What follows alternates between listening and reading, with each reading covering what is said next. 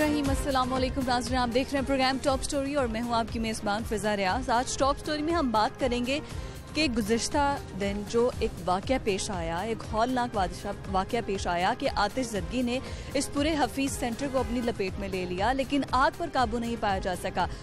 2 घंटे, 4 घंटे, 10 घंटे, 12 घंटे, 14 घंटे बाद जाकर आग पर काबू पाया गया है और कूलिंग का अमल ताहाल जारी है। अभी तक कूलिंग का अमल जारी है, लेकिन आखिर शहर लाहौर जो कि एक मॉडल सिटी है, जो कि पंजाब का कैपिटल सिटी है, उसकी कारकर्दगी ऐसी रहेगी? वहाँ पर आग पर काबू नहीं पाया जा सकेगा। एक एशिया की सबसे बड़ी मार्केट है, मार्केट हब है, मोबाइल, कंप्यूटर, हार्डवेयर, सॉफ्टवेयर, किसी किस्म का भी मसला होता है तो हर कोई लाहौरी रुख करता है हफीज़ सेंटर का। और हफीज़ सेंटर में आग लगी, आग पर काबू नहीं पाया जा सका। 14 घंटे बाद इस आतिशज़दगी पर आग पर काबू पाया गया। मेरे रकम में आप देख सकते हैं हफीज़ सेंटर की ये सूरत हाल है कि ये जलकर राख हो चुका है और खदशा ये जाहिर किया जा रहा है कि ये अब गिर भी सकता है क्योंकि इस आग पर काबू नहीं पाया जा सका। बिल्कुल इसके साथ पेस है, 2000 में पेस पर भी आग लगी थी और उसके बाद भी ये कहा गया था कि इस तरह से जितने भी शॉपिंग प्लाजे हैं वहाँ पर जो आग बुझाने के आलात हैं वो मौजूद होंगे। तमाम जो बड़े बड़े शॉपिंग प्लाजाज हैं, बाजार्स हैं, मार्केट्स हैं, उनमें चेक एंड बैलेंस रखा जाएगा। लेकिन कारकर्दगी क्या रही? बिल्कुल सिफर रही। हुकूमतें बदलती रही, लेकिन इन वाक़यात से निपटने के लिए क्या इक़दाम किए गए? किसी ने, किसी भी हुकूमत ने कोई खातिर ख्वाह काम करके नहीं दिखाया। और रिजल्ट हमारे सामने है कि सबसे बड़े लाहौर के मशहूर प्लाजा जहाँ पर तकरीबन करोड़ों का बिजनेस रोजाना की बुनियाद पर होता था, उसमें आग लगती है शॉर्ट सर्किट के बाद सुबह 6 बजे और 14 घंटे बाद उस पर काबू पाया जाता है। यहाँ पर जो ताजिर बरादरान हैं वो हमारे साथ मौजूद हैं, उनसे बात करते हैं कि आखिर कितने रोज़ का कारोबार यहाँ पर होता था और कितना नुकसान इन्हें हुआ। जी वालेकुम अस्सलाम। मुझे बताइएगा, आपकी यहाँ पर शॉप थी? शॉप कितनी, एक ही दुकान थी? नहीं, मेरे 2 ऑफिस। अच्छा, 2 ऑफिस। तो रोज की बुनियाद पर, रोजाना की बुनियाद पर कितने, क्योंकि करोड़ों में ये बिजनेस होता था। करोड़ों में बिजनेस होता था, नुकसान जो है वो अरबों में हुआ है और ट्रांजैक्शन जो है वो बिलियंस डॉलर में है इस प्लाजे की। और ये प्लाजे का सबको पता है, ये एशिया की एक ऐसी मार्केट है जिसमें जितने आईटी के जितने लोग हैं वो सारे यहाँ काम कर रहे हैं। तो अब ये है कि 2nd फ्लोर, 3rd फ्लोर और 4th फ्लोर वाले सारे जो है, फर्स्ट ब्लॉक जो है, ये सारे जो हैं वो मुतासरीन में शामिल हैं। सारे मुतासरीन? जी। और आपका कितना नुकसान हुआ? मेरा तकरीबन 3 से 4 करोड़ रुपए का नुकसान। गवर्नमेंट की जानिब से कोई कमेटी तो बना दी गई है, लेकिन आप लोगों के क्या मुतालबात है, कैसे रिलीफ दिया? कमेटी बनी है। कमेटी जो पहले जो 3 लाहौर में 3 प्लाजे ऐसे हैं जिसमें आग लगी है, उस पर मेरे ख्याल में गवर्नमेंट की तरफ से कोई ऐसा रिलीफ नहीं मिला। वो स्टिल पेंडिंग्स में चल रहे हैं और मुझे लग रहा है कि ये हफीज़ सेंटर का जो जहाँ करोड़ों का, अरबों का नुकसान हुआ है, तो अल्लाह करे इसमें कोई ऐसा वो कर दे। मुझे तो वैसे नहीं लग रहा कि बड़ा कोई उम्मीद नहीं है। उम्मीद अभी राइट नो इस सिचुएशन में है, तो क्या उम्मीद? आपके सामने ही है सारी सिचुएशन। क्या मुतालबात का आप क्या करते हैं? गवर्नमेंट से क्या मुतालबा? गवर्नमेंट से मुतालबात देखें, हम लोग बिल्कुल टैक्स पेयर है। ये मार्केट एक ऐसी है जो सबसे ज़्यादा टैक्स दे रही है। हमारा मुतालबा ये है कि जो बिल्डिंग खड़ी कर रहे हैं उसके SOPs कंप्लीट होने चाहिए, नंबर 1। वो उसके बाय लॉज जो हैं वो एटलीस्ट ये कंप्लीट करके ये बिल्डिंग बनाएं, ताकि कल को अगर खुदा ना खासा कोई शॉर्ट सर्किट होता है तो वो उसमें एटलीस्ट हमें रेस्क्यू करने में आसानी हो, हमें ये लोग बचा पाएँ, ये जो लोग जो यहाँ काम कर रहे हैं, और हमारा नुकसान कम हो। और हमारा कोई डिमांड नहीं है हम लोग, और अगर रिलीफ दे दें तो इनका शुक्रिया अदा किया जा सकता है। शुक्रिया अदा किया जाता है। साहब जी साहब, आपके भी यहाँ पर? जी बेसिकली हम लोग डिस्ट्रीब्यूटर हैं UPSS के, तो हम लोगों ने काफ़ी ज़्यादा यहाँ पे सामान भी सप्लाई किया हुआ था। तो अनफॉर्चुनेटली ये इंसिडेंट हुआ जिसकी वजह से सामान जो सप्लाई किया हुआ वो भी सारा। अब गवर्नमेंट से हम लोग सिर्फ ये रिक्वेस्ट कर सकते हैं। कितना नुकसान आपका? मतलब इसमें ये है कि अभी तो जाएंगे तो पता लगेगा कि जिस शॉप पे स्टॉक पड़ा हुआ था वो कोई बचा है कि नहीं बचा। अभी तो हम मतलब टोटली ब्लाइंड हैं, तो इस पर क्या कह सकते हैं, कुछ बचा नहीं। तो बाकी हम गवर्नमेंट से यही अपील कर सकते हैं कि मतलब हफीज़ सेंटर वो एक हब है जो गवर्नमेंट को सालाना पता नहीं कितना अरब या करोड़ों में टैक्स देता है, तो हमें हमारी हेल्प आउट की जाए और हमें इस क्राइसिस से निकाला जाए। क्राइसिस टैक्स आपके माफ़ किए जाए? टैक्स माफ़ किए जाएँ और रिलीफ दिया जा सकता है, किसी भी वक्त में दिया जा सकता है। मतलब ये देखें प्लाजा है इसकी, अभी जब ये फ़ौरन स्टार्ट होगा तो होगा, अभी अगर इसको 3 माह 4 माह 6 माह लग जाते तो वो किस तरह हम सर्वाइव करेंगे। वो तो ऑलरेडी कोरोना की वजह से ऑलरेडी आपको पता है कि क्या हालात थे हमारे, अब जो है और इससे ज़्यादा क्राइसिस में चले गए हैं। क्राइसिस जी बिल्कुल। अब आप गवर्नमेंट से मुतालबा करते हैं कि जल्द से जल्द कारोबार को जितनी जल्दी हो सकता है इसको रिवाइव करें, उसमें हेल्प आउट करें, जिस तरह कोई माली इमदाद ताजरों की जा सकती है वो करें। और उसके अलावा इसको ये है कि जितना जल्दी बाकी जो बेरोज़गार लोग हैं ताकि उनको रोज़गार मिल सके और हम लोगों का नुकसान जो है वो पूरा हो सके। ठीक है, बहुत शुक्रिया जी, थैंक यू जी। आपकी भी यहाँ पर? हाँ जी, मेरी 3rd फ्लोर की शॉप थी इधर फीसेंट। तो आपको कितना नुकसान? हमारी पूरी शॉप जल गई तकरीबन, कुछ भी नहीं बचा। अभी फ़िलहाल इन्होंने कॉर्डन ऑफ किया हुआ, बंद किया हुआ, ऊपर जाएंगे फिर पता चलेगा क्या बचा या क्या है, वो तो जाके पता चले। लेकिन सबसे बड़ी मुसीबत ये है कि चलें शॉपें जल गई हमारी, हमें पता है कि ये 6 महीने के लिए ये बैन है, ये नहीं चल सकता। लेकिन जो आजू बाजू वाले जो प्लाजे हैं इन्होंने अपने रेंट बढ़ा दिए हैं। जो 7,000 रुपये की शॉप देता था 30 पे भी नहीं मिल रही। मैं खज्जल हो गया हूँ, इधर गया हूँ, आगे गया हूँ, पीछे गया हूँ। पहले उन्होंने मुझसे बात की है, 30,000 रुपये डन कर दिया है। बंदा आता है 30,000 रुपये डन करते हैं, 35,000 रुपये डन करते हैं, 40,000 रुपये। कोई पूछने वाला ही नहीं है, कोई हमारा सिस्टम ही नहीं है कि इनसे पूछा जाए कि पहले आप हमें 7,000 रुपये रेंट पे शॉप दे रहे थे, अब 30 पे देने पे भी राज़ी नहीं है। हमारे यहाँ पे कोई पूछने वाला भी नहीं है। हमारी यूनियन भी गायब है, हमारी जो मुखालिफ यूनियन है वो भी गायब है। हम क्या कर सकते हैं? बस कुछ नहीं कर सकते, अल्लाह के हाथ लगे और तो कुछ नहीं हो सकता। सीनियर वाइस प्रेसिडेंट हमारे साथ मौजूद हैं। सर, हफीज सेंटर में जो आग लगी अंधोनाक वाकया था, अब ये जो ताजे बरादरान हैं इनको रिलीफ देने के लिए क्या इकदाम किए? मैडम, सबसे पहले अभी 1112 ने आपके सामने प्लाजे की क्लियरेंस दे दी है। इसके बाद हमारा अगला स्टेप ये है कि अभी हमने लिस्ट बना ली है तमाम ताजरों की अंडर 1 काउंटर के तहत। उसके बाद ये है कि हम सबको एक एक करके अंदर लेके जाएंगे। जिसका कोई सामान बचा है, कोई लैपटॉप बचा है, कोई अल्लाह ताला करम करें अंदर, क्योंकि अभी हमें जो खबर मिली है कि ऊपर 4th फ्लोर पे 10 से 12 दुकानें ऐसी हैं जो कि बच गई हैं, सेफ़ हैं। 3rd फ्लोर पे भी ऐसी दुकानें हैं कि अल्लाह ने अपना कुदरत दिखाई है कि वो बची हैं और कुछ सेफ भी बचे हुए हैं अंदर। इंशाल्लाह ताला सबसे पहले हम ताजरों को लेके जाएंगे एक एक करके, उनका सामान बाहर निकालेंगे। देन इसके बाद नेस्ट पार्क वाले अपनी सारी इसकी जो है फिजिबिलिटी देंगे हमें कि प्लाजे की क्या हालत है। अगला स्टेप हमारा इंशाल्लाह इसकी रेनोवेशन और जल्द से जल्द इसको वापस अपनी। तो अब गवर्नमेंट से आपकी क्या मुतालबा? गवर्नमेंट से जी सबसे पहले मुतालबा तो ये है कि जो उन्होंने कमेटी बनाई है उसको फाइनलाइज़ किया जाए। उस कमेटी के जो अख्तियारात है उनको फ़ौरन से पहले कंप्लीट करके 24 घंटे में CM साहब ने कहा था कि हम जो है आप हमें रिपोर्ट दें, तो हमारी रिपोर्ट रेडी है। इंशाल्लाह आज शाम को हम CM साहब को रिपोर्ट दे रहे हैं। उनसे ये रिक्वेस्ट है जी ताजों का जो नुकसान है उसको पूरा किया जाए और जो प्लाजे कैसे पूरा किया जाए, किस तरीके से, कोई पॉलिसीज ऐसी क्या बनाई? अभी पॉलिसी पे हमारी वर्किंग DCO साहब से जारी है। अभी भी मीटिंग हमारे प्रेसिडेंट की DCO साहब से चल रही है। पॉलिसी इंशाल्लाह ताला हम शाम में वाज़े कर देंगे। शाम में वाज़े कर देंगे। तो मुझे ये बताइएगा कि यहाँ पर तकरीबन ये जो 4 मंजिला इमारत है, कितने ताजर यहाँ पर इस वक्त यहाँ से अपना जरिया मुआश उनका था? कितने ताजर? देखें जी, पूरी मार्केट में अराउंड 1000 के करीब दुकान है। 1000 दुकान का मतलब है कि कम से कम 5 से 6 हज़ार बंदा यहाँ से रोज़गार ले रहा था। अब वो सारा इफेक्ट है, लेकिन अल्लाह खैर करे। हमारी पहली कोशिश है कि तमाम से तमाम जल्द से जल्द इसको बहाल किया जाए। अच्छा, अब जिनका सारा सामान जल गया, आपने कहा खुशकिस्मती से कुछ दुकानें तो बच भी गई हैं, जिनका सारा ही सामान जल गया उनके अब तखमीना लगाना इतना मुश्किल तो नहीं होगा क्योंकि सारा ही सामान जल गया कि कितना नुकसान हुआ है। तो उनके लिए फौरी तौर पर कि क्योंकि जब तक ये बिल्डिंग रिवाइव नहीं होती, स्टेबल नहीं होती, तब तक वो कारोबार शुरू नहीं कर सकते, उनके लिए फौरी तौर पर क्या इकदाम? एक तो जी हमारे लेफ्ट राइट पे जो बिल्डिंग्स हैं उस पर हमने बात की है कि ताजर अपना सामान वहाँ मूव करके फ़ौरन से पहले अपना जो ऑनलाइन काम है, कस्टमर उनके जो आ सकते हैं वो आएँ।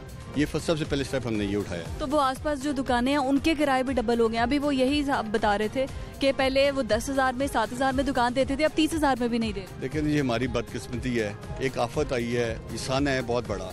इसमें उन मालिकान को भी चाहिए कि कोऑपरेट करें। जहाँ किराए बढ़ा दिए 2-3 महीने के लिए, उन्हें चाहिए था कम से कम किराया कम करते। ये तो हम लोगों की जजीब है सब पे। तो आप लोगों की कोई बात हुई? अब आस पास जो इदारे हैं उन्होंने क्या कहा? जो बिल्डिंग साथ वाले बिल्डिंग को हमने तो जी हमारे कहने से पहले जी तमाम बिल्डिंगें चढ़ पड़ी हैं। कल 40 जेफ हाइट्स पे दुकानें चढ़ी हैं रात को। इसी है कंडीशन में सामने कुछ जगह अवेलेबल नहीं है, उधर कुछ जगह अवेलेबल नहीं है, और वो डबल में लोगों ने किराए कर दिए। बिल्कुल उन्होंने अपना कारोबार तो शुरू चलाना है। बिल्कुल। तो अब बुनियादी मुतालबा आपका क्या है? लास्ट में आप क्या कहना है? लास्ट में ये कहूँगा जी कि इस प्लाजे को जल्द से जल्द पुरानी हालत में वापस लेके आना है इंशाल्लाह हमने, और इंशाल्लाह हमारे हुकूमत से यही अपील है कि इस पे फ़ौरन से पहले हमारे साथ ताउन किया जाए, अमल किया जाए, जो कि काफ़ी हद तक वो कर भी रहे हैं। ठीक है जी, काफ़ी हद तक कर भी नहीं है हुकूमत की जानिब से। इस वक्त जो ट्रैफिक की सूरत हाल है वो ये है कि मेन बुलेवार्ड जो राउंड अबाउट है लिबर्टी गोल चक्कर का, उसको ट्रैफिक के लिए मुकम्मल तौर पर बंद कर दिया गया है। कलमा चौक से भी जो ट्रैफिक आ रही है उसको गुलबर्ग में एंटर नहीं होने दिया जा रहा है। अब ट्रैफिक की सूरत हाल, ये बंदिश जिससे आवाम, जिनका हफीज सेंटर से तो पाला नहीं पड़ता, लेकिन जो आवाम सड़कों पर है वो ख्वार हो रही है। लॉन्ग रूट के जरिए जो है ट्रैफिक की रवानी तो मुतासर हो रही है, लेकिन रूट बहुत ज़्यादा लंबा हो रहा है। इस वक्त DSP गुलबर्ग हमारे साथ मौजूद है। अस्सलाम वालेकुम सर, मुझे ये बताइएगा कि सबसे पहले तो ये बताइए कि वाकया कल का है, लेकिन कल इस तरह से ट्रैफिक को बंद नहीं किया गया, आज क्यों ट्रैफिक इस तरह बैनर्स लगे, ये रुकावटें खड़ी करके बंद कर दी? कल भी जो है ना जी, वो इसी तरीके से मैनेज किया था, क्यों आगे वो काम हो रहा है, आगे गुजरगार नहीं है, कोई भी इवन दैन मोटरसाइकिल भी गुजर नहीं सकती, ठीक है। तो अगर आगे बुझाएंगे तो जो काम हो रहा है, जो आग बुझाने के वाले से जो टीमें काम कर रही हैं वो तमाम जो है डिस्टर्ब होगी। तो इस वाले से हमने कल भी इसी तरह मैनेज किया था, आज भी मैनेज किया हुआ है।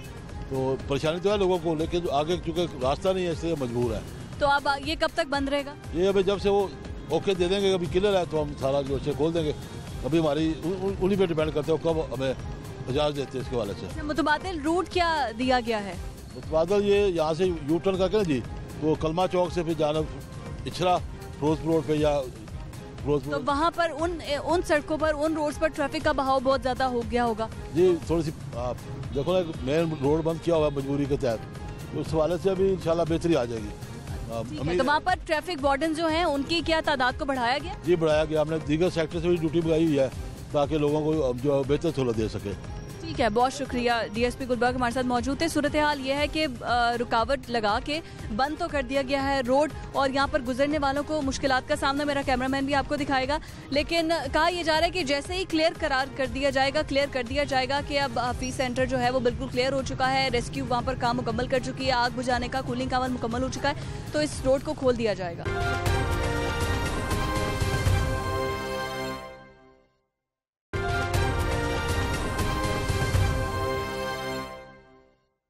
हमारे कॉरेस्पॉन्डेंट शेख ज़ैनुल आबिदीन हमारे साथ मौजूद हैं, उनको प्रोग्राम में खुशामदीद कहते हैं। अस्सलाम वालेकुम ज़ैन, मुझे ये बताएगा, आप स्पॉट पर मौजूद थे, सुबह से रिपोर्टिंग कर रहे हैं, कल भी सारा दिन आपने रिपोर्टिंग की, आखिर ये मॉडल सिटी लाहौर शहर और ये कोई अंदरून इलाका भी नहीं है, पोश इलाका है, गुलबर्ग का इलाका है, यहाँ पर आग लगती है और आग पर काबू नहीं पाया जाता? शुक्रिया फ़िज़ा। असल में देखें कि ये कानून के ऊपर अमल दरामद ना होने की वजह से इस तरह के वाक़यात रूनुमा होते हैं। इसमें मैं आपको कुछ रेगुलेशंस का हवाला दे दूं, रूल्स का हवाला दे दूं, तो LDA रूल्स एंड रेगुलेशन कहते हैं कि कोई भी मल्टी स्टोरी बिल्डिंग है, अगर उसको बनाना है तो उसमें एक फायर हाइड्रेंट खुदकार सिस्टम लगाना ज़रूरी है। सिर्फ ये नहीं, अब उस बिल्डिंग के बाहर भी एक फायर हाइड्रेंट लगाना ज़रूरी है। आपने अक्सर सड़कों के ऊपर वो रेड कलर के देखे होंगे जो 3 से 4 फीट के होते हैं। हाँ, यस, वो लगाए इसलिए जाते हैं कि खुदा ना ख्वास्ता अगर किसी जगह पर आग लग जाए तो फिलफोर उसको रेस्क्यू किया जा सके।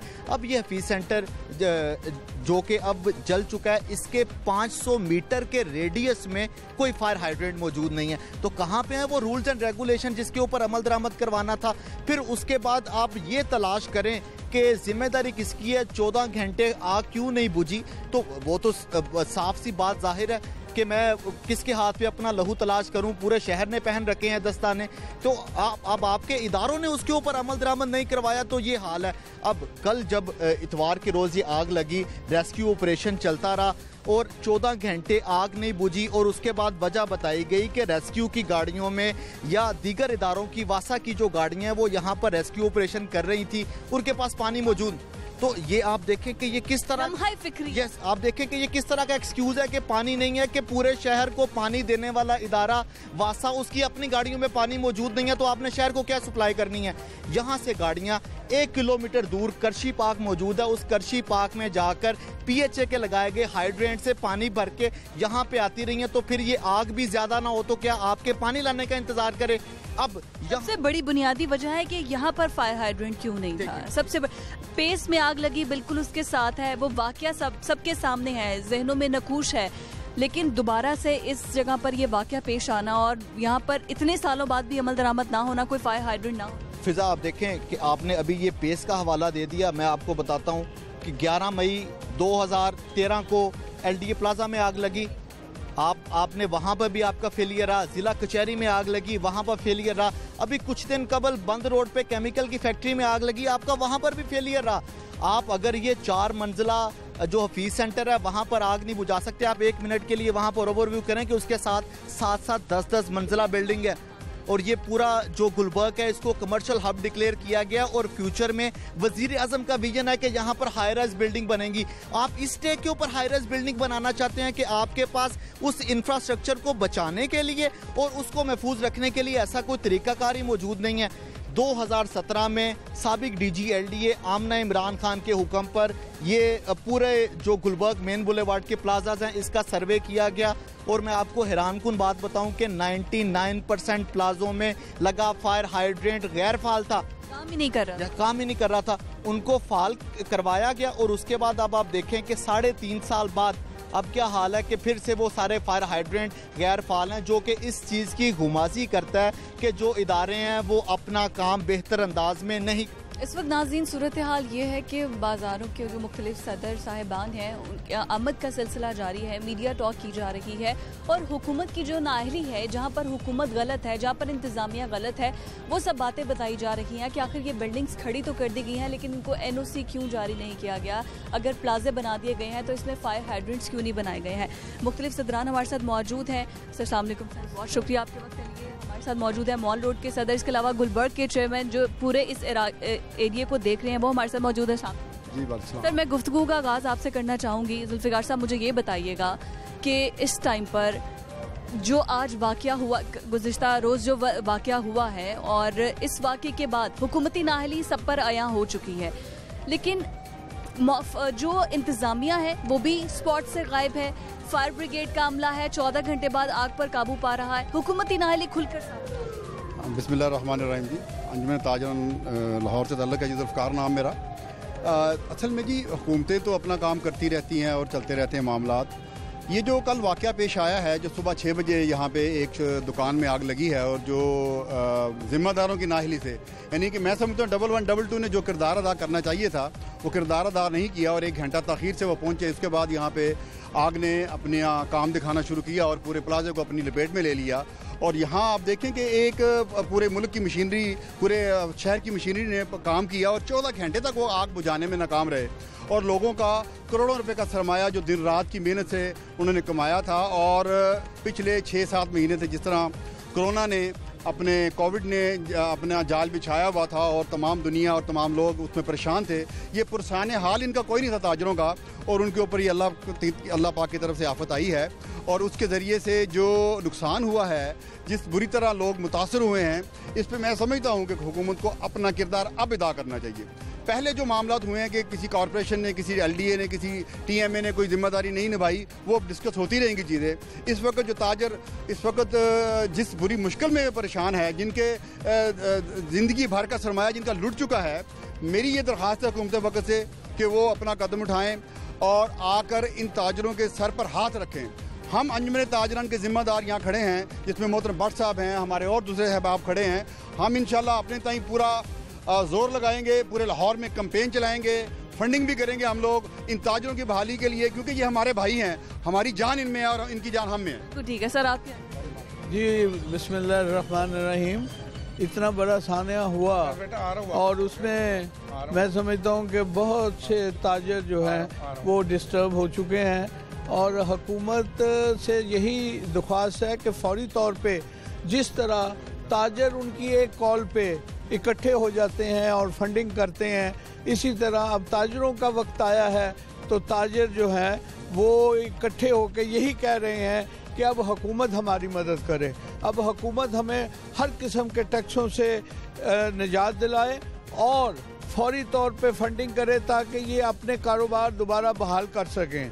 और दूसरी तरफ हमने ताजर तंजीमों ने भी ये फैसला किया है इंशाअल्लाह ताला कि इन ताजरों की बहाली के लिए अगर हम हुकूमतों के लिए चंदा इकट्ठा करते हैं, फंडिंग करते हैं, तो अपने ताजर भाइयों के लिए क्यों नहीं हम इकट्ठे होते। हम अपने ताजर भाइयों के लिए उनके कारोबार में और उनके नुकसान में बराबर के शरीक हैं। इंशाअल्लाह ताला ये कैंपेन जो है वो फौरी तौर पे हम शुरू करने वाले हैं। तमाम मार्केटों में हम डोनेशन लेंगे और इन अपने भाइयों को जो कि इस वक्त बहुत बुरे हालात में हैं उनकी मदद इंशाअल्लाह करेंगे। तकरीबन कितना अजाला है, क्योंकि करोड़ों का बिजनेस रोजाना इस प्लाजे में होता है। बिस्मिल्लाहिर्रहमानिर्रहीम। देखें जी, सबसे पहले तो हम ये समझते हैं ये जो हमारे ताजर भाई हैं इनके साथ पूरे पाकिस्तान के ताजरों की जो हमदर्दियाँ मौजूद हैं। हम दुआ गो हैं कि अल्लाह ताला इनके इस नुकसान का इजाला करे। दूसरी बात ये है कि ये जो मामला है ये अभी जैसे मेरे भाई फरमा रहे थे, इसमें चीज़ें सिर्फ समझने वाली हैं। हम अगर जो लोग मुजरम हैं इनके उनको ढूंढना लगेंगे तो इनकी बहाली लेट हो जाएगी। मेरी ये इसमें मौक़िफ़ है पाकिस्तान ट्रेडर्स अलायंस की तरफ से, पंजाब का मैं प्रेसिडेंट हूँ। मेरा ये मौक़िफ़ है, मैं इंशाल्लाह जो कमेटी बनी है इसको बहाली की या इसके मसाइल के उसके पास पेश भी होऊंगा, उन्हें ये सजेशन लिख कर भी दूंगा कि और कुछ हो सके या ना हो सके। ये जितने दुकानदार हैं इन्हें कारोबार शुरू करने के लिए कोई ऐसी शर्त रख के, चाहे कर्ज की सूरत में दी जाए, अगर हम इनकी मदद नहीं कर सकते हैं तो एक आसान तरीके से इनको कर्ज दिया जाए। कमेटी ने रिपोर्ट बना के आगे पेश भी तो करनी है। सर आप बताइए। मैं समझता हूँ जी, कल से ताजर, पूरे शहर लाहौर के ताजर, बल्कि पाकिस्तान के ताजर, मैं समझता हूँ दुख में मुब्तला है, परेशान हाल है। इसलिए कि जे बल्कि पंजाब नहीं, लाहौर नहीं, पूरे पाकिस्तान का सबसे महंगा मोबाइल इलेक्ट्रॉनिक का सामान यहाँ मिलता था। जो ताजर भाई बेचारे कल तक, परसों तक बेचारे करोड़ों रुपया का कारोबार करते थे। और बताऊं, सबसे ज़्यादा टैक्स देने वाला भी ये प्लाजा है। पीटीए से एक फ़ोन अगर हम रजिस्टर्ड करवाते हैं तो तकरीबन 40-50 हज़ार से कम होता है। ये सबसे ज़्यादा टैक्स देने वाला ये प्लाजा है। मैं समझता हूँ, यकीन करें, जो लोग एक रात को खुशहाल थे, अपने घरों में अच्छा कारोबार कर रहे थे, लाखों का कारोबार कर रहे थे, और रात को वो सोए, सुबह उठे तो जब उनको जहाँ से कालें गईं, उनके बच्चों ने, उन्होंने, उनके घर वालों ने, माओ बहनों ने अपना नाश्ता तक नहीं किया। मैं समझता हूँ उस घर में सबे मातम बिछ गया, परेशान हाल हो गया और दुख में मुब्तला हो गए। लोग दाड़े मारते हुए फैमिलियों समेत यहाँ पर पहुँचे हैं। ये बहुत बड़ा सामना है लाहौर का ताजरों के ऊपर जो गुजरा है। आप कुछ कहना चाहेंगे? बहुत अफसोसनाक वाक़या है, और मैंने देखा है कि जब इस तरह का हादसा होता है तो फिर सारे इदारे एक्टिव हो जाते हैं, लेकिन पहले काम नहीं करते। आप देखें कि उसके बाद भी काम नहीं होता।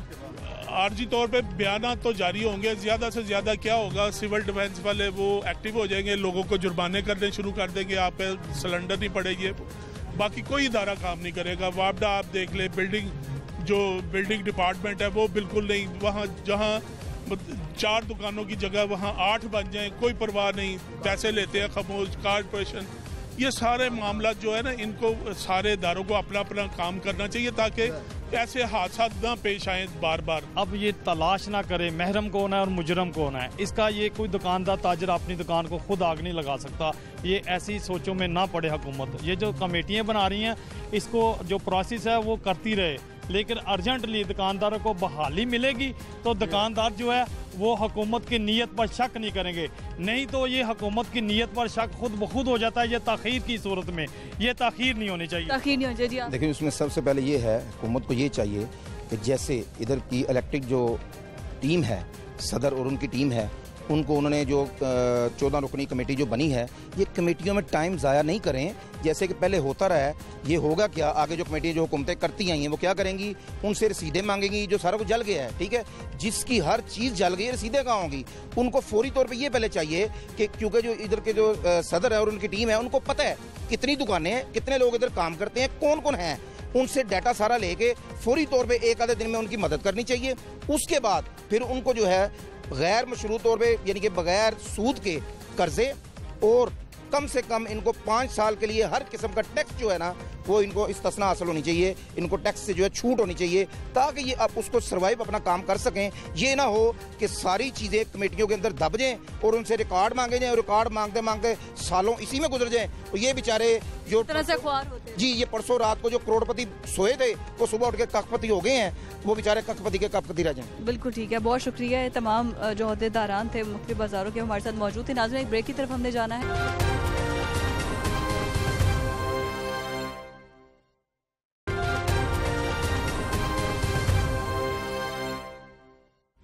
वेलकम बैक नाजरीन, आपको एक बार फिर से प्रोग्राम में खुशामदीद बोलेंगे। इस वक्त मैं टाउन हॉल में मौजूद हूँ और चीफ कॉर्पोरेशन ऑफिसर हाफिज शौकत अली साहब भी हमारे साथ मौजूद हैं, उनसे भी गुफ्तगू करेंगे। लेकिन उससे पहले आपने देखा प्रोग्राम में पहले हम स्पॉट पर मौजूद थे, वहाँ पर जो ताजिर थे उनकी क्या मुतालबात है वो आपको दिखाए, उनका मौक़िफ़ जाना। इसके अलावा लाहौर चैम्बर ऑफ कॉमर्स के जो अहदेदारान थे उनका मौक़िफ़ हमने जाना। अब इस वक्त टाउन हॉल में मौजूद हैं हम और चीफ कॉर्पोरेशन ऑफिसर साहब के साथ पास चलते हैं। अस्सलाम वालेकुम सर, बहुत शुक्रिया आपके वक्त के लिए। पहले तो ये फरमाइएगा कि स्पॉट पर आग बुझाने के लिए कितनी गाड़ियाँ रेस्क्यू वालों को सपोर्ट करने के लिए आपकी तरफ से मौजूद? हमारे कल के साना में हमारे पास जो गाड़ियाँ थी उनमें से 8 गाड़ियाँ जो है उन्होंने इसमें हिस्सा लिया था ऑपरेशन में। और मेन काम तो रेस्क्यू 1122 के लीड कर रहे थे, तो हमारे स्पोर्ट रोल में 8 गाड़ियाँ साथ थी। ठीक है, बतौर कॉर्पोरेशन ऑफिसर लाहौर के अंदर इस वक्त 400-500 मार्केटें हैं, दुकानें हैं, खुदा न खास्ता कहीं पर भी आग लग सकती है। कुल आपके पास कितनी गाड़ियां मौजूद हैं? मेंटेनेंस के लिए कितनी गाड़ियां मौजूद हैं? आपके फंड्स और बजट कितना है जो हुकूमत की जानिब से आपको दिया गया? इस वक्त हमारे पास टोटल 14 गाड़ियां हैं, 12 हमारे फायर स्टेशन हैं, 2 गाड़ियां हमारे पास इधर हेड ऑफिस में होती हैं और बाकी जो 12 हमारे फायर स्टेशन हैं उन पे एक गाड़ी खड़ी है। तो कल के ऑपरेशन में भी एक हमारी गाड़ी को माइनर उसमें फॉल्ट पड़ा, तो वो वर्कशॉप पर है, वो शाम तक ठीक हो जाएगी। तो ऑलमोस्ट हमारी गाड़ियाँ फंक्शनिंग कंडीशन में होती है, सारी फंक्शनल कंडीशन में है। हमारे कॉरेस्पॉन्डेंट इमरान मलिक साहब हमारे साथ मौजूद हैं।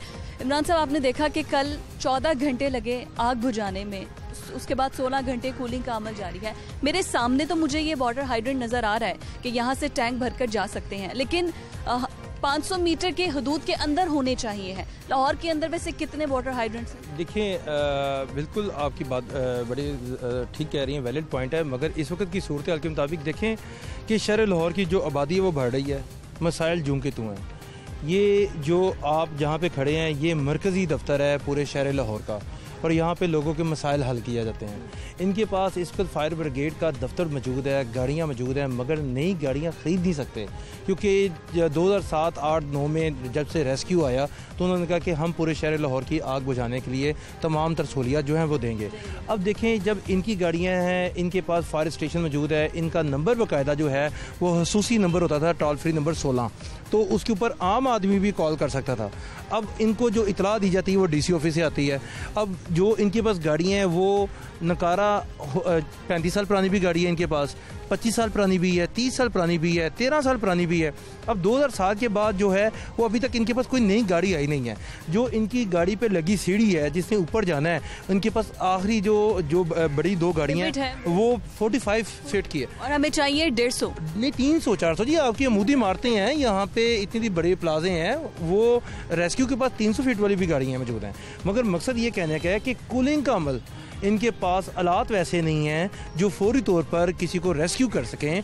सर, आपके पास जैसे इमरान ने बताया कि 35 साल पुरानी गाड़ियां भी हैं और अब वक्त जदीद दौर है, जदीद मतलब लेटेस्ट वो जो है बिल्डिंग्स बनाई जा रही हैं और काफ़ी बड़े बड़े प्लाजे बनाए जा रहे हैं जो काफ़ी ऊंचाई पर होते हैं। तो गवर्नमेंट की जानिब से आपके साथ कोई मुज़ाकरात के लिए आपने कोई रिक्वेजिशन भेजी हो कि हमें मज़ीद इसको अपडेट करने की सिस्टम की ज़रूरत है? असल में जो अब जो नया सेटअप है सारा, जिसमें जैसे इमरान साहब भी बात कर रहे हैं कि फायर को कंट्रोल करने का जो सारा फंक्शन है या जो भी इमरजेंसी रिलीफ ऑपरेशंस वगैरह हैं वो सारे अब 1122 के पास होते हैं। तो डायरेक्टली रिस्पॉन्सिबिलिटी मतलब इन द सेंस के रिस्पॉन्स उनकी तरफ से होता है। तो वो 1122 रिसोर्सेज भी उनके पास हैं, उन्होंने गाड़ियाँ भी नई खरीदी हैं। जैसे कल भी आपने ऑपरेशन में देखा कि उनकी गाड़ियों ने बड़ा अच्छा काम भी वहाँ पे किया। तो हमारा जो फायर का सिस्टम था, फायर ब्रिगेड का सिस्टम था, इसको डाइंग कैडर डिक्लेयर कर दिया गया था और अभी जो हम चला रहे हैं वो हम सपोर्ट में चला रहे हैं। ठीक है, एक बेबी इदारे की तरह सपोर्ट में चल रहे हैं। शौकत साहब ने तो जिम्मेदारी अपने कंधों से उतार दी। देखिए, मैं फिर वही बात कहूँगा कि इनका चूँकि बल्दियात सिस्टम है बहुत बड़ा, यहाँ पे बल्दियात की जो है असम्बली होती, मेयर होते, इनके पास चेयरमैन होते, इनका कोई क्योंकि यहाँ पे जितने भी जो भी चीज़ मंजूर होनी है वो मेयर सिस्टम के तहत होनी है, इनका कानून कहता है। 140 सेक्शन के तहत ये बल्दियात का सिस्टम मार्ज वजूद में इसलिए लाया गया कि सूबाई गवर्नमेंट को है ये खुद मुख्तार सिस्टम जो है वो सपोर्ट करेगा। अब सपोर्ट करने के हवाले से अगर बात की जाए तो इस वक्त शौकत साहब CCO लाहौर हैं, शौकत साहब मेयर लाहौर नहीं हैं। शोको साहब डीसी लाहौर इख्तियारात में नहीं आते। नहीं इख्तियारात हैं, मगर इनको इसके लिए बात करनी पड़ेगी आला फोरम में जाकर। सर बात फिर कौन करेगा? देखें, बात ये है कि थोड़ा सा आप जो मैकेनिज्म है उसको हम समझने की कोशिश करते हैं। ये रिस्पॉन्सिबिलिटी को उतारने वाली बात मैं नहीं कर रहा कि जी मेरी रिस्पॉन्सिबिलिटी नहीं है या उसकी रिस्पॉन्सिबिलिटी नहीं है। जो इस वक्त मैकेनिज्म चल रहा है, हमारा जो भी डिज़ास्टर होता है, खा वो मैन मेड डिज़ास्टर हो या नेचुरल डिज़ास्टर हो, उसमें एक नेशनल लेवल पे NDMA काम करता है। उसके बाद प्रोविंशियल लेवल पर PDMA है। कल जैसे आपने देखा साइट पर प्रोविंशियल मिनिस्टर साहब भी तशरीफ लाए थे और PDMA का जो मोबाइल उनकी यूनिट है वो भी वहाँ पे साइट पर थी। इसके अलावा DDMA है। अब DDMA की कॉम्पोजिशन इस तरीके से है कि उसमें जो डिप्टी कमिश्नर साहब होते हैं वो चेयर करते हैं और बाकी जितने भी डिपार्टमेंट्स हैं, खा वो लोकल गवर्नमेंट के डिपार्टमेंट्स हैं या बाकी जितने भी डिपार्टमेंट्स हैं, वो सारे उसके मेंबर होते हैं। तो उसकी लीडरशिप में, डिप्टी कमिश्नर की लीडरशिप में जितना भी रिलीफ या रेस्क्यू का ऑपरेशन है वो सारा सर अंजाम दिया जाए। ठीक है, आपकी बात तो बजा है कि उनका रिस्पॉन्सिबिलिटी में अपने कंधों से उतार नहीं रहा, लेकिन एक मैकेनिज्म है, एक सिस्टम है, तो हम कब तक बेहतरी की उम्मीद करें? देखें, मेरे जैसा सवाल आप भी तलाश कर रही हैं और मैं भी तलाश कर रहा हूँ। पीछे सूरत हाल तो गाड़ियों की हमारे सामने है, जंग लगा हुआ है, मगर ये फंड लगेगा, ठीक हो जाएंगे। मेरा जो सूरत हाल है, मैं जो कहने की इस वक्त कोशिश कर रहा हूँ, शहर है, शहर को रिलीफ देना है। 14, 15, 16 घंटे का लग गए, अभी तक जो है वो कूलिंग का अमल जारी है, ठीक है। उसके बाद पानी भर चुका है बेसमेंट में, वो जो बाकी चीजें बची थी वो पानी से खराब हो। अच्छा, अब ये सूरत हाल ये है कि इसको अब इस तरीके से हमने देखना है कि शहर में किस तरह, कौन इस शहर में घंटा बचाएगा, कौन कहेगा कि मैं इस शहर के वासियों की जो है मैं हिफाजत करूँगा। चूँकि यहाँ पे हाल रोड पे जो प्लाजे हैं वो कुछ छोटे, यानी कि इतने बड़े प्लाजे नहीं है, छोटे छोटे प्लाजे हैं। अब उसका नक्शा कौन पास करता है? अच्छा, उसके दाखिली खारजी रास्तों की जो है इजाज़त कौन देता है? उसके अंदर फायर हाइड्रेंट सिस्टम है, क्या उसका NOC मिला है? क्या UET से उसको NOC मिला है? क्या आपके पास उसका नक्शा जो मौजूद है, फ़र्ज़ करें कल फ़ी सेंटर में आग लग गई है, उसका जब नक्शा निकाला होगा इन्होंने, उस नक्शे के मुताबिक फ़ी सेंटर नज़र ही नहीं आ रहा होगा, क्योंकि वहाँ पे लोगों ने अपनी आमाजगाह बनाकर उसकी दुकानें चेंज कर दी, उसका नक्शा चेंज कर दिया। गवर्नमेंट का, जिला इंतजामिया का काम था ना कि मुझे DC साहब बता रहे थे, कहते 2 माह पहले उनको नोटिस हुआ है सिविल डिफेंस की तरफ से। ये आज उन्होंने मुझे कहते हैं 2 माह पहले हमने उनको बताया है कि आप अपना यहाँ पे सिस्टम ठीक करें, नहीं तो आपका प्लाजा सील। अब वहाँ पे सील करने की बात है तो ताजिर बाहर आ जाते हैं। अब मसला यही है कि जब तक आप नई बिल्डिंग, अब जो बन गई वो तो बन गई हैं, हम आने वाली नस्ल को, आने वाले लोगों को बचाने के लिए जो नई बिल्डिंग है वहाँ पे एक ऑफिसर के ऊपर आपको इत्मीनान नहीं करना पड़ेगा जब तक आप अपनी आंखों से ना देख लें कि ये जो यहाँ पर आग बुझाने वाले हालात हैं, क्या ये एक्सपायर तो नहीं हो गए वे, क्या इनमें वो सख्त है कि आग लगेगी तो ये फौरी तौर पर इमरजेंसी के तौर पर काम कर जाएंगे। फायर, देखिए फायर ब्रिगेड की गाड़ी में आने में 6 से 7 मिनट। मैं सबसे पहले तो ये हैरान हूँ कि हमारे पास वाटर हाइड्रेंट्स ही मौजूद नहीं है। ये कहा गया PHA से जाके गाड़ियाँ भरी गई, पानी रिफिल किया गया, ऑफिस से भरी गई हैं। देखिए जब इमरजेंसी लगती है तो आप कहीं पे भी जा सकते हैं, वाटर बाउजर, लेकिन पहले से मौजूद होना चाहिए ना, पहले से वाटर हाइड्रेंट होनी चाहिए। देखिए रेस्क्यू 1112 की गाड़ियाँ हैं, वहाँ पे 2000 लीटर 3000 लीटर एक गाड़ी में आ जाता है। इस गाड़ी में जो है वो 800 900 1000 लीटर गाड़ी में आ जाएगा पानी। तो इस वाले से इमरान आमिर साहब से भी बात करें, ये ज़रा ये कल इस मौके पे रहे हैं, आप बताइए। ये वाली जो गाड़ी है ना, इसमें हमारी 8000 लीटर पानी आता है। 8000 लीटर? 8000 लीटर। ये वाली जो गाड़ी है इसमें 1500 लीटर पानी आता है। इसकी वजह कुछ और है। उसकी वजह यह है कि ये हम एक जगह पे जाके खड़ी कर देते हैं, इसमें दूसरी गाड़ियाँ पानी डालती हैं और इसके साथ हम 4 लाइनें लगाते हैं, हौज लाइनें लगाते हैं कि जिस जगह पे भी हम लाइनें पहुँचा सकें वहाँ पे पीछे से कमी ना हो, क्योंकि इसका प्रेशर, ये 2 गाड़ियाँ, एक ये वाली और एक वो वाली गाड़ी खड़ी है, ये दोनों गाड़ियाँ हमें लंदन से आई थी मियाँ अमर साहब के दौर में। उसके अलावा जो पानी इसमें अभी भी भरा हुआ है, वहाँ पानी भर के रखते हैं, ये वो लीक हो रहा नजर आ रहा है। नहीं, वो लीक इसलिए हो रहा है, ये भी मैं आपको क्लैरिफाई कर दूं कि जब कोरोना आया, कोरोना के दौरान हमने काम किया, उसके अंदर हम डालते हैं क्लोरीन की वजह से बहुत सारी गाड़ियों के जो पंप थे वो ख़राब हुए, जिसकी वजह से ये प्रॉब्लम हुई और आहिस्ता आहिस्ता जो ज़्यादा हमें प्रॉब्लम क्रिएट करती है उसको हम ठीक करवा रहे हैं। दूसरी बात यह है कि CCO साहब की तरफ से, एडमिनिस्ट्रेटर साहब की तरफ से हमें कभी भी नहीं ये कहा गया कि आपकी गाड़ी ख़राब है, हमने ठीक नहीं करानी। मेरा अपना ज़ाती बजट है गाड़ियाँ रिपेयर करने का। अभी भी जो कितने दिन लगते हैं वैसे इसको रिपेयर होने में, मेंटेनेंस? अगर कोई छोटा काम है तो फर्ज करें कि टायर चेंज करना, तो वो जाएगी मार्केट से लेगी चेंज। ये जो मेरा सवाल है कि गुलबर्ग मेन बुलेवार्ड है, वहाँ पे आपका फायर स्टेशन कहाँ पे है? जी देखें, फायर स्टेशन तो ना हमने बनाना था ना किसी और ने। वहाँ पे हमारा एक मेन ये है, क्वींस रोड पे हमारा फायर स्टेशन है। वहाँ पे तो आपकी गाड़ी खराब है आपकी रिपोर्ट के मुताबिक? वो गाड़ी उधर खड़ी है और वो अभी पंजाब असम्बली में गाड़ी हमारी खड़ी है। वो डेली प्रोटोकॉल पे जाती है। पंजाब असम्बली में एक गाड़ी हमारी जाती है जो वो क्वींस रोड वाली गाड़ी है। फिरोजपुर रोड पे हमारा फायर स्टेशन है, वहाँ पे भी हमारा फायर हाइड्रेंट लगा हुआ है।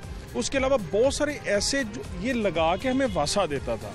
बहुत सारे फायर हाइड्रेंट ऐसे थे जो अभी हमारी भी ज़रूरत है, 11, 22 की भी ज़रूरत है, कंटोनमेंट बोर्ड की भी ज़रूरत है। अभी शालमी चले जाएं, लोगों ने उनको गिरा के उसके ऊपर थड़े बना लिए हैं। अब तो कंट्रोल करना भी तो आपका काम है ना, कॉर्पोरेशन का इदारा बनाया इस वजह से क्या? जी बिल्कुल करते हैं, बताते हैं, लेकिन वही बात जो इमरान साहब ने पहले की कि जिसको हम जाके पकड़ते हैं वो एहतजाज करना शुरू कर देते हैं। अभी वो जो कह रही हैं अभी आप पानी भरा हुआ, उनका अपना भी एक फायर हाइड्रेंट सिस्टम था। वो क्या करते हैं, उसको मतवातर रिपेयर नहीं करवाते, चेक नहीं करवाते, क्योंकि उनकी वो प्रायोरिटी नहीं है। कहते हैं ये अदारे बैठे। सिविल डिफेंस ने उनको 2 माह पहले नोटिस भेजा है कि आपका ये सारा ये जो जंजाल पूरा बनाया हुआ है इसको ठीक करें, नहीं तो आपका प्लाजा सील हो जाएगा। फायर फाइटर का काम है। मेरा एक सवाल है कि क्या मेन बुलेवार्ड गुलबर्ग के करीब कोई आपका फायर स्टेशन है? इमरान, उससे पहले पेस की आग सबको याद होगी कि जब लगी थी 2000 में, उसके बाद भी पेस के बिल्कुल साथ है हफीज सेंटर जहाँ पर आग लगी। टाउन मोड़ पे 1122 का ऑफिस है। ठीक है जी, हमारा उस एरिया में बिल्कुल। बता दें कितने किलोमीटर है, कितना रास्ता है, कितने मिनट लगते हैं इसमें? 7-8 मिनट में गाड़ी पहुंचती है उधर। मोड़ से भी 7-8 मिनट में पहुंचेगी? 4 मिनट में पहुंचेगी। तो यही तो फिर गाड़ी लेट होने की वजह क्या हुई है? बाहर रश की है। अगर by the way Muslim town मोड़ स्टक हुआ कोई रश नहीं होता। मैं एक बात कर रहा हूँ ना, आपने कहा कि हर वक्त नहीं होता। एवरेज टाइम रिस्पांस टाइम जो 24 आवर का आता है वो 7 मिनट, वो इंटरनेशनल रिस्पांस के मुताबिक बता रहे हैं 7 मिनट है। मगर मैं ये कह रहा हूँ कि सुबह सुबह तो लेट नहीं होता ना। 6:15 बजे कॉल आ गई, मान लेते हैं वो उन्होंने 1.5 घंटा पहले खुद कोशिश की, कॉल आ गई, इससे आगे चलते हैं। आपको 6:35 पे कॉल आई, 7 बजे भी कॉल आ गई। 7 बजे भी इतना ट्रैफिक नहीं होता, लेकिन फिर भी 6:11 पे कॉल आती है 1122। उनकी गाड़ी उधर पहुंचती है, उस सिचुएशन को देखती है, वो कहती है कि प्रॉब्लम ज्यादा है।